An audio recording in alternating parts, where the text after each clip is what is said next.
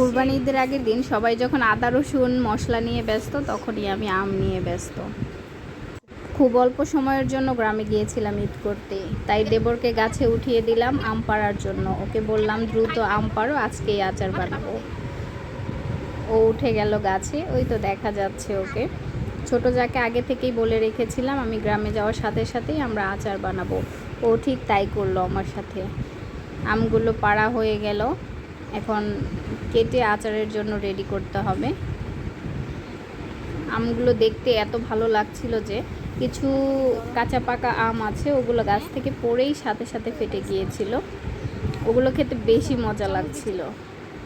আমরা আম খাচ্ছিলাম আর আচারের জন্য রেডি করছিলাম। এই যে ডালের সাথে আমগুলো দেখতে কি সুন্দর লাগছে। ছোট যা আমাকে যথেষ্ট পরিমাণে হেল্প করলো, বলা চলেও আমার থেকে বেশিই করে। আম কাটার সময় ছাগলটা, কুরবানির ছাগলটা আমের খোসা খাওয়ার জন্য পাগল হয়ে যাচ্ছিল। আমি তখন ওকে খাইয়ে দিচ্ছিলাম।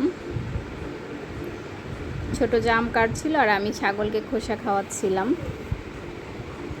ফাইনালি আমাদের আচার রেডি হয়ে গেল। এই হচ্ছে সেই আচার। আচারের পুরো ভিডিওটা দেওয়া সম্ভব হলো না।